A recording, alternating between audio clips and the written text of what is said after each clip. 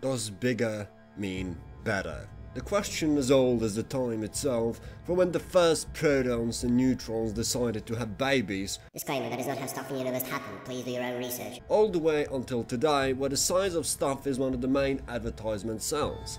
Look at his phone, 10 exabytes of data, mega inch of processor, and twice the sack as our previous model, yet 3 times as small.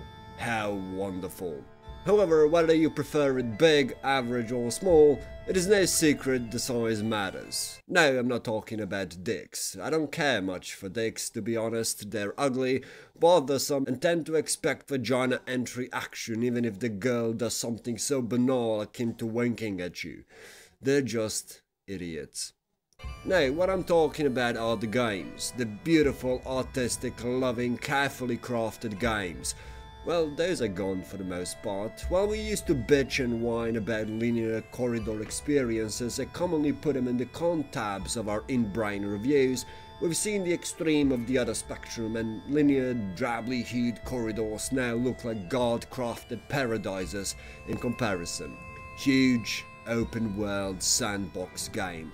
If my dick grew an inch every time a game marketed this as one of its main features, it'd finally be large enough to satisfy the cravings of an average American university student.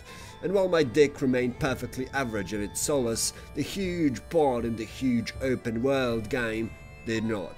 I used to enjoy open world titles, I really did. One of my favorite games ever are open world games with relatively large worlds. However, in the past, there was one additional adjective in that noun phrase, dense, or verb phrase, densely populated. And not in the same sense that they're densely populated nowadays. Design of open world games has took a huge nosedive into the we're so fucking lazy we can't even be bothered anymore in the recent years, to the point that I just mostly find myself quitting 1 hour into the game like this. The moment the map flashes and those obnoxious icons pop out, I feel like cocking back the gun I don't have and shooting the brains out I don't have. The games are getting bigger and bigger and bigger and bigger, yet they've also never felt smaller. I remember the first time when I found myself utterly annoyed by this design philosophy, and as annoyed as I truly was, I was just as equally, if not more, confused. I thought to myself, what the fuck is this? I love big games, I fucking love them. Why do I want to kill myself then? The first time I realized it was back when I was playing good old Prototype 2. I liked the game quite a lot despite its numerous flaws. I was still a naive kid back then and I'd so sharp you can cut the steel type no less, so excessive amount of pointless gore was like a questionable porn to me. Still, even with all that love, I found myself getting more and more bored the further along I went. And the reason was quite simple. I was absolutely exhausted from doing the absolute same shit over and over again, killing the same pointless enemies, doing the same missions, scaling the same buildings, seeing the same blood being shat out in heaps from the same differently colored assholes. And it all culminated at the very end when I realized it was all for naught. I expected that clearing up the city of these infested hives would make a damn difference, that the city would be, well, clean. It wasn't. Last mission was done, final baddie defeated, and I was right back on clearing the same fucking hives and doing the same fucking shit I've been doing for the past 40 odd hours. And since then, my love for these games hasn't gotten any better. As much as I like defending Inquisition as a Dragon Age game, at least to some extent I do, whenever someone mentions its open, huge world merits, I choke. I can't defend that shit because I remember I'd hardly done any of it once I've seen what it was. Yes, the games have grown bigger than they were 10 years ago. Back in the heyday, the sheer size of San Andreas used to give me choking sessions that unveiled my slightly unwanted propensity for kinky sex. I thought I'd never see all the game had to offer.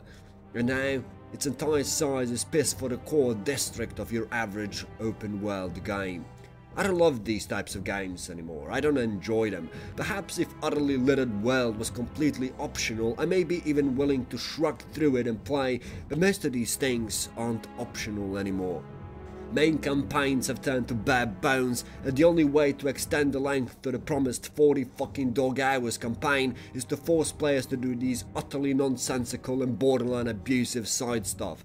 It's lazy, unimaginative and lacking game design at its best. It has no merits outside of marketing department having another line to sell to poor suckers that we are. Our last game was nearly 10 million square miles. This one is 6 times the size, with more stuff to do. It won't be, any new or interesting stuff. It will be the same shit you did the last game, but there will definitely be more of it.